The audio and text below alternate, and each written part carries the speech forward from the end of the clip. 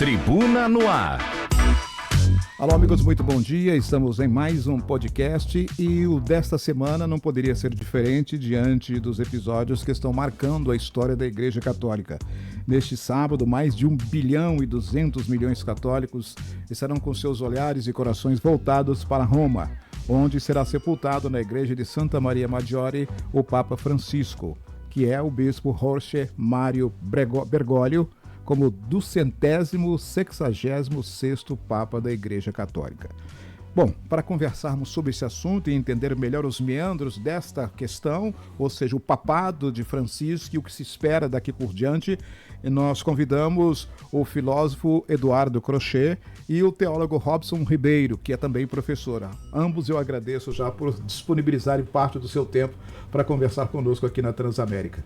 Eduardo, muito obrigado. Muito obrigado, bom dia a todos. É realmente um assunto que nos interessa a todos, não apenas, eu acredito, os católicos do mundo, mas pela figura do Papa Francisco, a importância dele também como líder mundial. Eu acredito que o mundo inteiro está voltado para esses episódios agora e para os próximos dias que virão. A definição da Igreja Católica, a definição de um Papa impacta sobre nós católicos, com certeza, mas também nas relações internacionais como um todo. Com certeza, eu falei que as atenções são só dos católicos, muito pelo contrário. Ele é um Papa que é universalista, conversando com outras igrejas e outras denominações. Professor Robson Ribeiro, muito obrigado pela sua presença aqui também em nosso estúdio. Eu que agradeço o convite, a oportunidade. Bom dia a todos e todas que nos escutam, nos assistem. É uma oportunidade ímpar de poder falar, desse momento marcante na história da igreja, Papa Francisco, que nós vamos conversar aqui um pouco, é um homem singular na sua forma de lidar, na sua forma de agir e principalmente à frente da igreja durante esses 12 anos. E nós temos aí que agradecer muito a sua presença. Obrigado pelo convite e vamos ter uma boa conversa aqui nessa manhã. A gente tem acompanhado vários depoimentos sobre o papado de Francisco.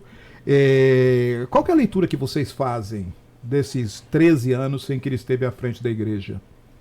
Sim, eu acho que assim, a marca principal do papado é que ele realmente ele sintetizou, ele vivenciou aquilo que é um dos títulos que o Papa recebe, que é o Pontífice. Eu acredito dos títulos que ele pode receber, esse é o mais importante, aquele que constrói pontes. Então, num dos seus depoimentos, das suas pregações até, ele disse que o mundo precisava de mais pontes e menos muros. E ele foi realmente um grande construtor de pontes. Então, eu acredito que nesse 12 anos nunca se fez tanto questão de abrir pontes. Pontes realmente até concretas para as pessoas que migram para a Europa, e também pontes entre os povos, pontes da Igreja Católica com outras igrejas e pontes internas na Igreja Católica que eram muito necessárias a fazer, de uma igreja que precisava ser uma igreja, como ele disse, em saída, em busca desse fiel que estava um pouco afastado, distante, e ele era uma pessoa que fazia essa ponte para uma religação, um reencontro.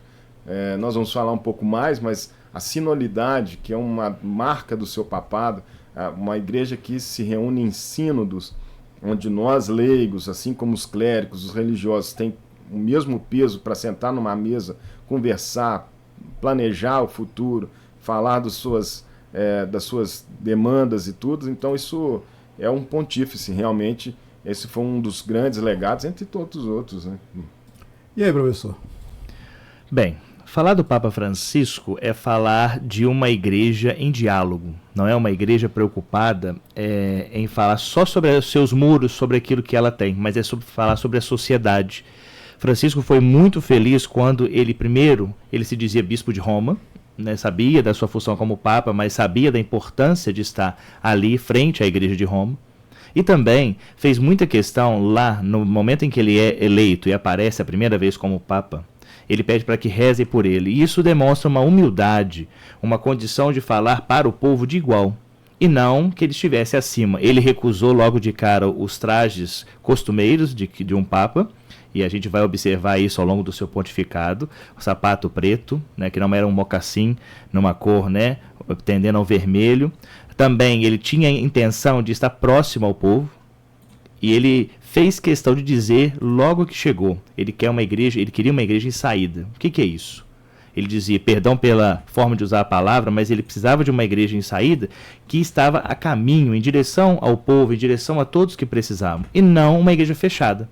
Ele queria uma igreja como um hospital de campanha também, uma igreja que estivesse aberta, atenta a cada um e a cada uma que procurasse, e não que tivesse legalismos ou condições extremas para poder prestar apoio ou socorro àqueles que precisavam. Então Francisco abriu as portas da igreja para que nós leigos, as religiosas, os religiosos e todo o clero pudessem falar com o seu espírito de sinodalidade. Porque a princípio o seu legado era para os que eram menos favorecidos, as mulheres, os idosos, as crianças, os imigrantes, os povos quilombolas, toda a comunidade LGBT, e era um diálogo. Esse diálogo que ele propunha era escutar. E o sínodo e todas as etapas do sínodo fizeram essa condição. E ele queria que a sinodalidade fosse o princípio e a condição básica para o seu papado. E nós tivemos 12 anos de uma igreja aberta que incomodava, muitas vezes, mas que estava sempre disposta a ouvir.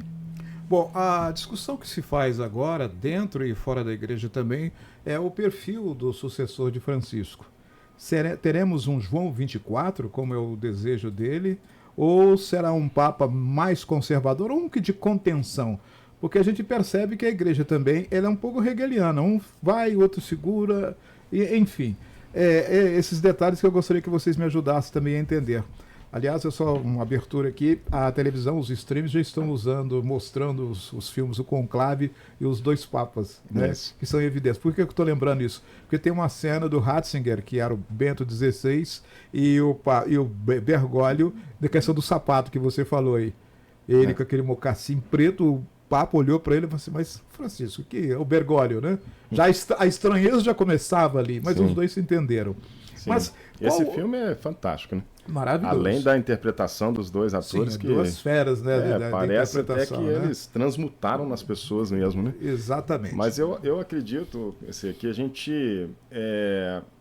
o presidente Lula tinha uma metáfora que eu acho interessante, que ele diz assim, não é possível fazer um cavalo de pau com um transatlântico, né? Que algumas reformas têm que ser feitas paulatinamente, digamos assim, para a mudança de curso de um grande Estado, de uma grande igreja como é a Igreja Católica.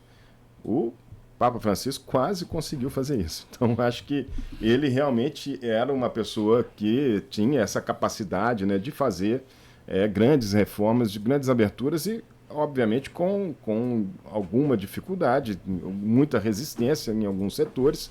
Mas eu acredito, então, que na sua sucessão também a gente pode fazer uma metáfora bem próxima de dizer que também não é tão fácil para um transatlântico que já está num certo rumo dar marcha ré. Eu acredito que marcha ré nós não vamos ter. O que pode haver é talvez um papado que não tenha o mesmo empenho, a mesma intensidade no rumo de reformas que estavam tomando. Mas mesmo esse rumo não deve muito se afastar. Eu não acredito que a gente vá ter, como seria numa sucessão hegeliana, uma mudança tão radical de perfil. Até por conta dos papáveis, né, os cardeais que podem vir a ser papas e os que foram nomeados. Claro que tem alguns ali que foram realmente oposição, digamos assim, à atuação do Papa Francisco, e que realmente, se eles assumirem, vão tentar, né, parar essas alterações, essas mudanças. Mas o mundo é outro também, o mundo é outro também. Então eu acredito que assim, pode haver uma mudança, talvez assim, no perfil do Papa, de não ser talvez uma pessoa tão também carismática como ele era, né? Uma pessoa tão aberta, que estava sempre aberta ao sorriso, ao encontro, a estar no meio do povo, abraçando. Talvez não tenha mais esse perfil, seja uma pessoa mais comedida, como mais centrada. Talvez seja um Paulo VI, né? Um Paulo VI, porque, digamos assim. Aí, professor, se eu estiver errado, você me corrige, né? Quando João XXIII assumiu a igreja, era um Papa que o pessoal esperava que era pouco tempo, ele acabou ficando 5 anos, né? 1858 até 63, e ele fez aquela ideia do Vaticano II. E quando ele lança a ideia do Vaticano II, e ele morre em 63, fala, agora acabou tudo. Não, Paulo VI, que era secretário, apesar de ter um perfil totalmente diferente de João XXIII, levou o Concílio Vaticano II até a frente. Eu acho que a grande inflexão foi depois com Wojtyla, né, João Paulo II, que deu uma freada em algumas coisas da igreja, Ratzinger também, e depois Francisco mudando. Você acha que um Paulo VI dava para resolver algumas demandas aí? Assim, um Papa que, tudo bem, não é tão progressista, mas também não é tão conservador. Então, Paulo César, a gente está numa condição seguinte: as casas de apostas, ou as apostas, não, mas tem aposta. já agora tem estão, bet pra tudo, né? Isso, já estão, logo no momento, eu acho que quando o Francisco, só um parênteses, quando o Francisco internou na última vez, já começavam a pensar o que seria da igreja. E eu acho que ele foi tão feliz que ele falou ao povo enquanto pôde, né? Foi na Praça de São Pedro no domingo de Páscoa, e um dado interessante agora, né, que eu li há pouco antes de vir para cá. Ele ficou muito triste de não poder participar do lava-pés, como ele sempre fez, de lavar o pé dos prisioneiros, e deixou aquilo que ele teria de herança, o que ele teria ali, deixou para a penitenciária, para poder justamente acolher. Mas a sua pergunta, ela vai de encontro, ela vai mostrar para nós uma realidade. Nós não podemos esperar alguém semelhante a ele. Quando João XXIII é eleito, e aí ele convoca, manda uma carta, né? A internet não era o meio de comunicação da época. Ele manda uma carta para os cardeais. Eu estudando, né, quando eu fiz o mestrado, lendo os livros, um cardeal chega e fala assim: mas eu não posso ir. Será que ele está querendo fazer o quê? Convocar um Vaticano II? E ele faz isso. Ele pede que nós temos que abrir as portas, as janelas, para dar um ar novo, tirar o mofo da igreja, para ela respirar.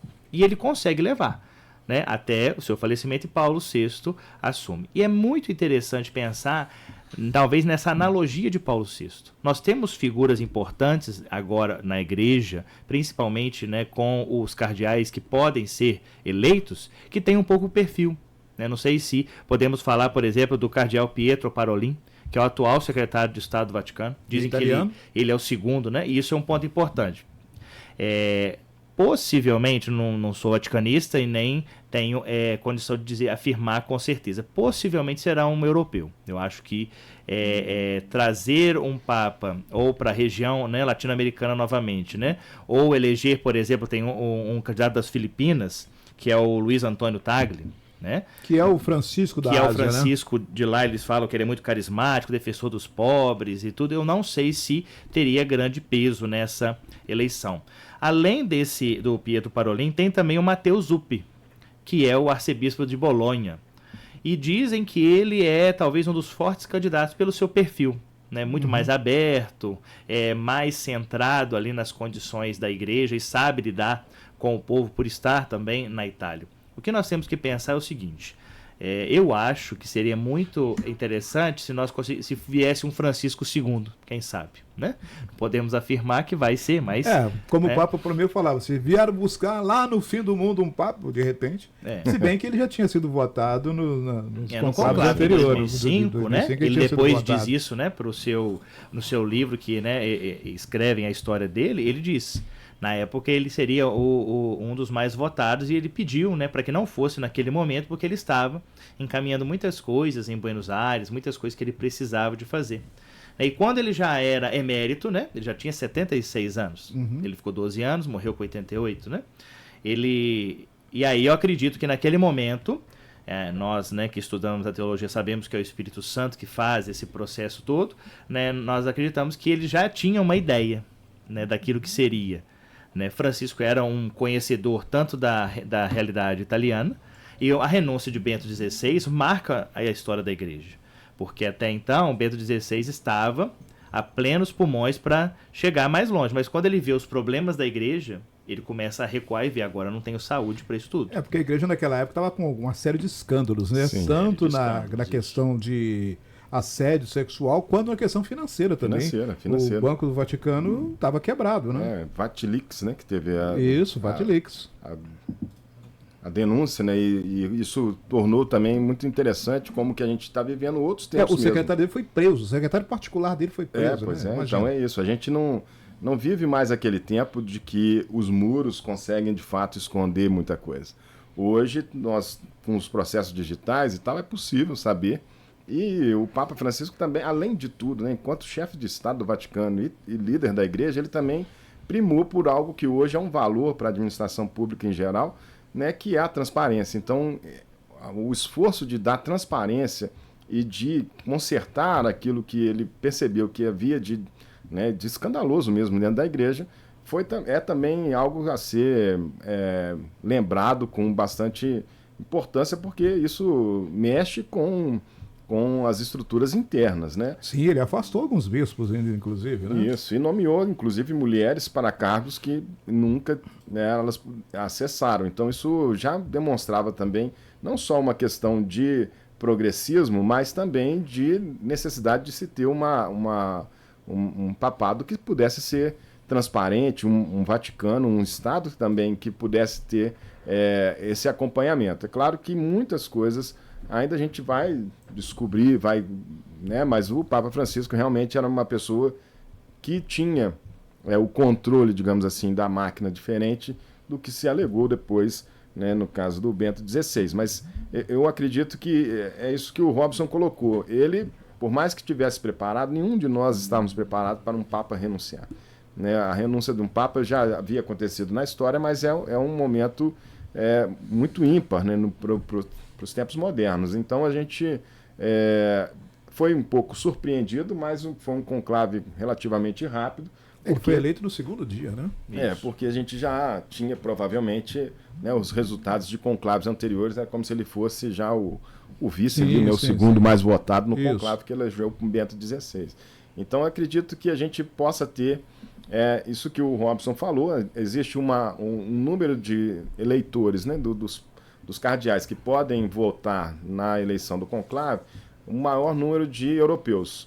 E há muito tempo que a gente não tem um Mas italiano. Ele deu uma equilibrada no número de cardeais. Antigamente a Europa era muito maior, era prevalente. Era né? muito Depois maior. Ele expandiu a igreja para outras regiões. Sim, ele nomeou, e desses que estão lá, a grande parte foi nomeada por ele. Exatamente. Né, cardeais. Então, ele conseguiu fazer esse trabalho de universalismo. Então, pode ser realmente que, né, a gente coloca que é possível que seja realmente um europeu. Mas existe muita gente apostando em pessoas fora da Europa. Sim, sim. Então, eu queria colocar para vocês também assim, alguns desafios que o Sumo Pontífice, que ficará agora, que vai assumir, terá pela frente.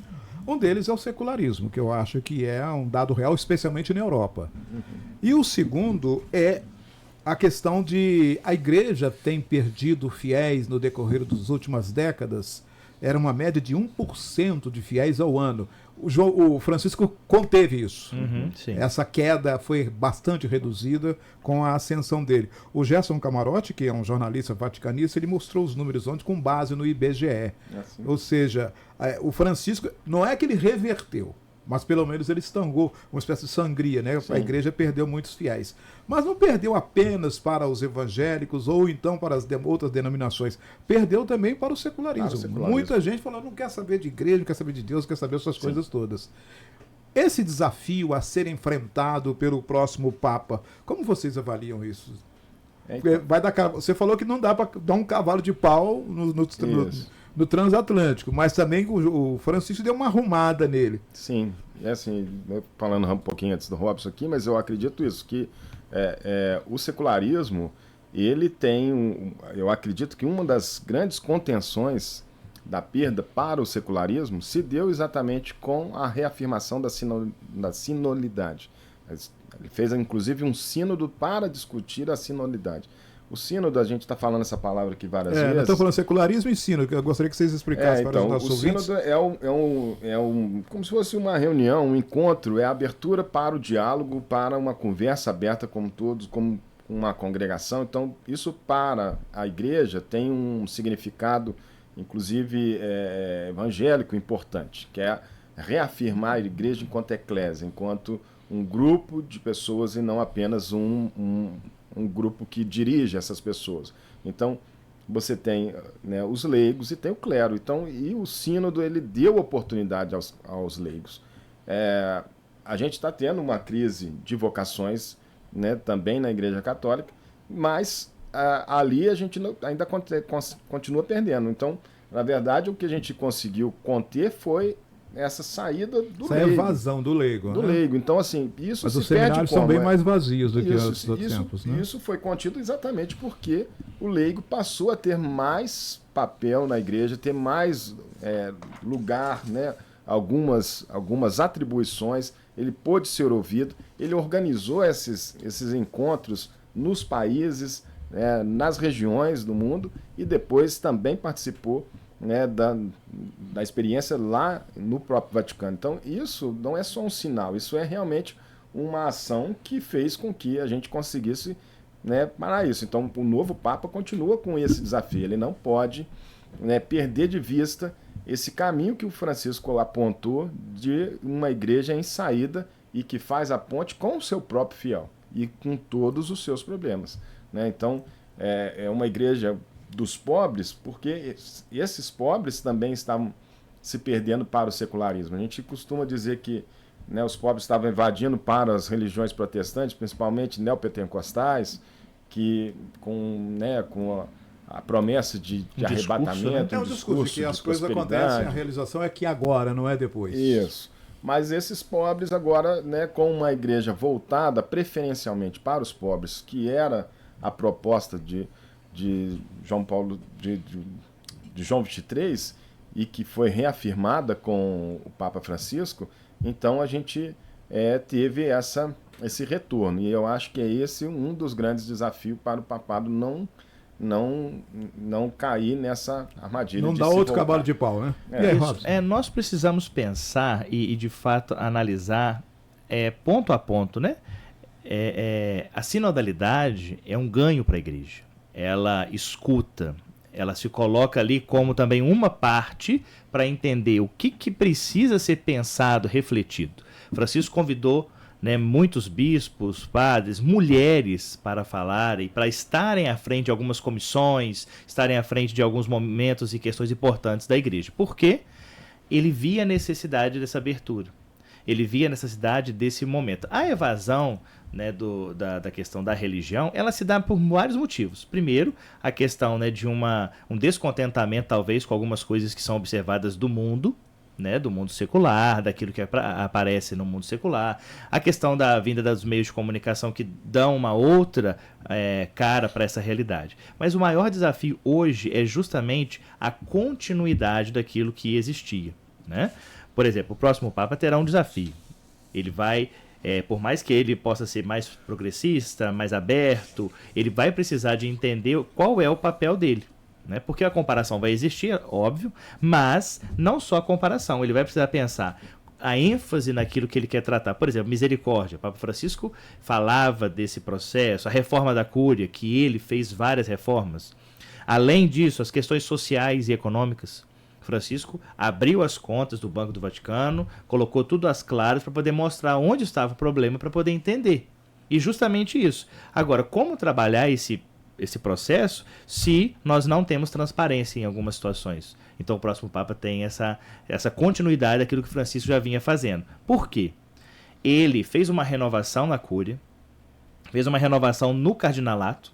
Nós temos hoje um número expressivo de cardeais feitos por ele. Sim. Se você for pensar, vivos que foram feitos por João Paulo II e vão votar, são 5. O Francisco criou quantos? O Francisco criou 108, não, ele criou 149.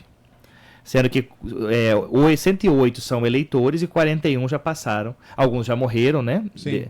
Então ele vai ter aí... Ele criou 163, já faleceram alguns. Então vão ter 108 eleitores. Isso na porcentagem dos cardeais, dá 80% dos cardeais que ele fez. Bento XVI. Não quer dizer que estavam alinhados com ele. Mas foram na época dele. A igreja tem política também. Sim. Você não pode só nomear da sua turma, não. Você tem que também para equilibrar o jogo em alguns momentos, né? É isso. Por exemplo, tem uma corrente ainda que é muito dogmática ainda. Sim. Então, e tem força dentro do Vaticano também, não é? Então, não é assim, agora são todos progressistas. Não é.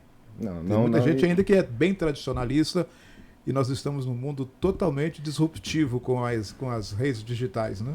Sim. E um mundo que caminha para muros, né? Isso nos assusta. O Papa Francisco ele fazia um contraponto contra todas essas guerras que nós temos hoje no mundo, a dificuldade que a diplomacia hoje no cenário internacional tem de se pautar acima dos interesses econômicos, muitas vezes, né, e das diversos nacionalismos, digamos assim, até mesmo os fascismos, que a gente assusta. Então, assim, a gente espera da Igreja Católica e do chefe de Estado do Vaticano que ele seja realmente aquele que vai ser o pontífice, aquele que vai ajudar no diálogo, que vai se colocar entre os conflitos para tentar buscar a paz, que tenha paz como... Então, se você coloca um Papa que tenha uma postura mais fechada, mais retrógrada, mais intolerante e tudo mais, você está contribuindo para um caldeirão que o mundo não aguenta mais. Já está bem fervendo, né? Porque fervendo. O Donald Trump anunciou a sua presença amanhã lá no Vaticano e disse que quer trazer a igreja, a religião de volta aos Estados Unidos. A gente não sabe que tipo de religião que ele quer voltar lá, né? Sim. Eu acho que ele quer dar um passo atrás. Sim, isso. E isso é uma questão, Paulo César, que a gente tem que pensar justamente porque os desafios são enormes. Esse, com certeza, vai ser o conclave mais midiático, né? Mais especulativo. Sim. Né? Se o que elegeu o Bergoglio já foi em 2013... Imagina agora, né? Estamos em 2025 que a tecnologia e as informações elas vão sendo transmitidas de maneira bem diferente. E a gente lida com um fator que eu acho que é bastante preocupante também, que são as fake news. Isso. Elas têm um papel assertivo nessa discussão que está se estabelecendo. E esses desafios, e essa questão muito bem apontada por você da fake news, pode comprometer algumas coisas, né? O perfil de um próximo Papa ou aqueles que estão ali à frente de uma possível candidatura.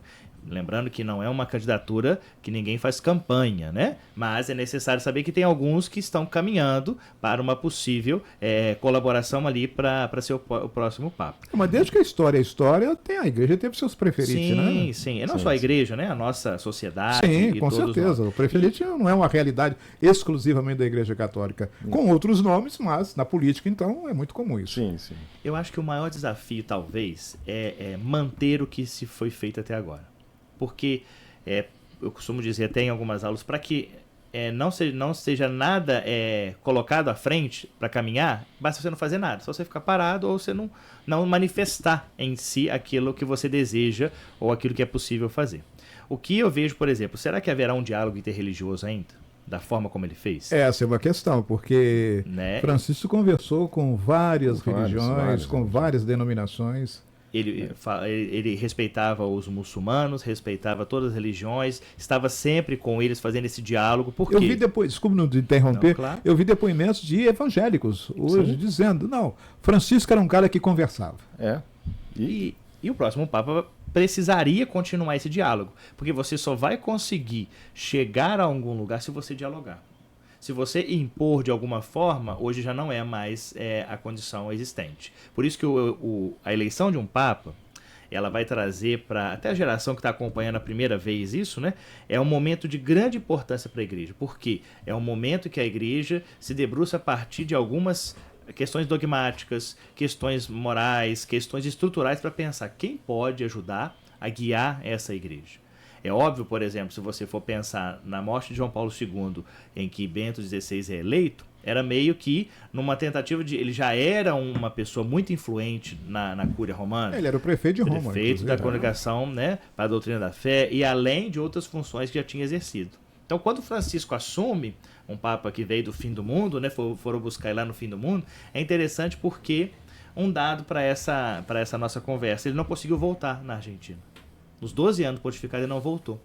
É porque ele temia também o uso político, né? Claro. Eu li um livro, uma biografia dele, e as dificuldades que se usaram, as acusações que lhe foram feitas de ter contribuído com a ditadura do Rocha Videla, principalmente do almirante Emílio Massera, de quem ele era amigo. Sim. Mas o Emílio era um católico fervoroso, mas então juntaram as duas coisas e colocaram em questão. A Cristina Kirchner, por exemplo, tentou aproveitar da presença dele, embora tenha brigado com ele o tempo todo. Mas quando ela veio aqui ao Brasil, todas as vezes que ele passou pela América Latina, estava lá, não é? O Milei o chamou de idiota e depois foi lá tomar benção. Quer dizer, ele falou, eu não vou entrar nesse caldeirão, Robson. Não, verdade. Porque ele não tinha o interesse de entrar nesse meio. ele tinha desafios internos ali dentro da própria cúria, desafios internos dentro do próprio papado para pensar, né? Por isso que o próximo Papa, se ele conseguir observar um dado, né? Se ele conseguir observar o que ele tem de governança para olhar, o que ele tem da questão do Banco do Vaticano, o que ele tem ali dos fiéis, porque muitas pessoas estão até possivelmente cancelando viagens porque querem ir a Roma ver o Papa. Então, quando não tiver um Papa ainda, eles não vão viajar nesse primeiro momento. Por quê? Para abordar esses temas tão caros e tão necessários, vai precisar de alguém que tenha pulso para dizer, vamos continuar, a igreja precisa continuar, ou um mais moderado. Eu acredito por ser um mais moderado. Ele vai continuar algumas coisas, mas outras não será como Francisco. Óbvio, a comparação vai existir, como foi em toda a história, né? Isso acontece. Quem é melhor, Maradona ou Pelé, essas coisas todas. E ele soube responder, né? Ele soube responder. Né? Aliás, eu ouvi ele falando assim, perguntaram ele sobre Messi e Maradona. Ele falou assim, o Messi, o Maradona se perdeu na vida, mas veio aqui conversar comigo, o Messi é um cara certíssimo, mas eu queria acrescentar que tem o Pelé, que era melhor do que os dois. Então, ele colocou isso. O Bergoglio tem essas coisas. Ele tem isso. E ele fala, né? Quando perguntam a ele, até acho que é o próprio Camarote que pergunta, né? A questão do Papa argentino, o que você diz? Ele falou, vamos fazer o seguinte, né? Deus é brasileiro e o Papa argentino. Pronto. Não, ele era assim, bem articulado. Muito articulado e alegre. Mas você falou sobre viagens, eu queria encerrar esse nosso podcast com um depoimento do médico João César Novaes. Ele foi vice-prefeito de Juiz de Fora. E ele não viajou agora, porque ninguém vai conseguir viajar, né? Vai ser difícil, vai ter dificuldade. Ele já estava lá em Roma e quando aconteceu, ele entrou ontem para fazer a última visita ao Papa e eu peguei um depoimento dele agora, inclusive, eu quero mostrar para vocês agora aqui. Tivemos a oportunidade ímpar, inesquecível, de podermos ir ao velório. Um movimento enorme, uma quantidade de gente absurda, uma fila interminável. O sol escaldante, mas foi muito motivante.